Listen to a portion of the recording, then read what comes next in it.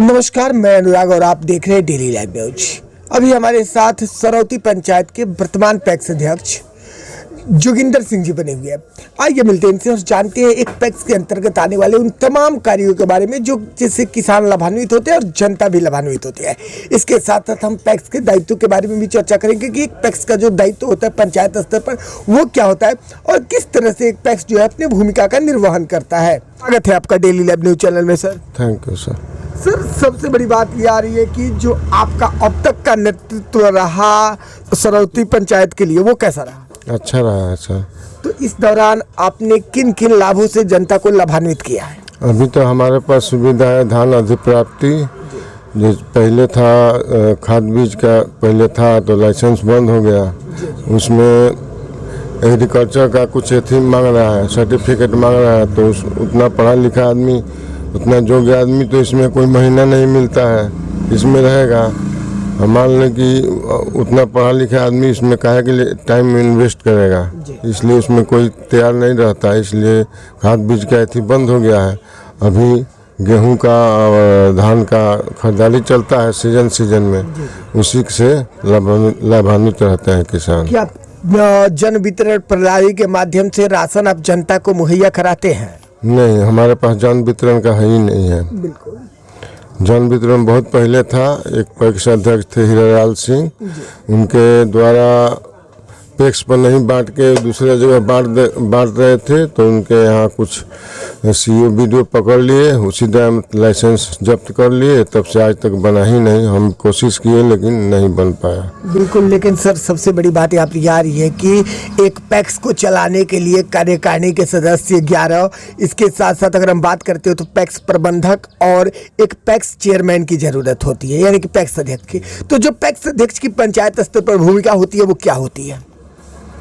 PACS अध्यक्ष का यही भूमिका होता है, किसानों को कोई भी सुविधा होता है प्रखंड स्तर पर भी कुछ बताया जाता है, कुछ कहा जाता है, वो उलवा के अपना ब्लॉक में चाहे कहीं भी अपना जो भी सुविधा जो होता है अपना काम करते हैं, लाभान्वित लेते हैं। बिल्कुल। लेकिन इसके साथ साथ अगर हम बात करते हैं तो पैक्स मैनेजर भी उसमें होते हैं। तो पैक्स मैनेजर जो होते हैं, जो पैक्स प्रबंधक होते हैं, उनका क्या दायित्व होता है? उनका दायित्व तो बहुत बड़ा है, लेकिन अपने यहाँ बिहार में कुछ दायित्व नहीं है, इसलिए कि उनको कुछ सरकार कुछ दे नहीं रही है।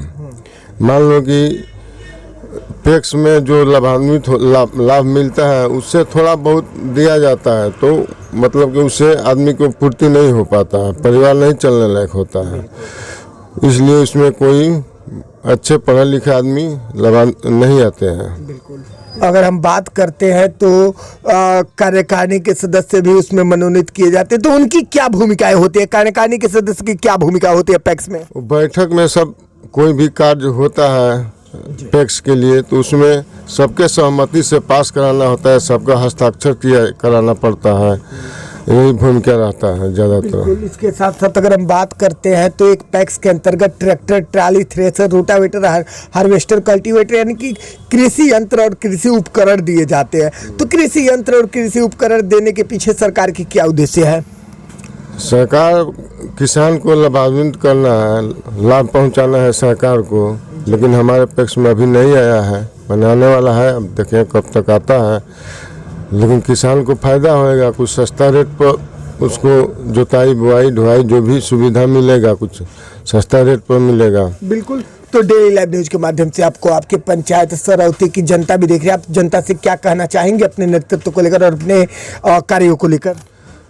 जनता का तो अच्छा, हमारे पंचायत में तो अच्छा प्रदर्शन हुआ है, हर एक साल अच्छा रहता है, कोई शिकायत का अथी नहीं मिलता है। जनता से मैं अनुरोध करूंगा कि हमारे कामों को देखते हुए हमको वोट देते हैं, और पहले से भी देते हैं, हमारे पूर्वज भी पहले रहे हैं, और पूर्वज से भी आज तक हम लोग बहुत कोशिश कर के कुछ नुकसान भी होता है तो हम लोग जनता का सहयोग करते हैं। बिल्कुल। चलिए जी, डेली लाइव न्यूज चैनल से जुड़ने के लिए और अपना कीमती समय देने के लिए बहुत बहुत धन्यवाद आपका। थैंक यू, आपका चैनल का भी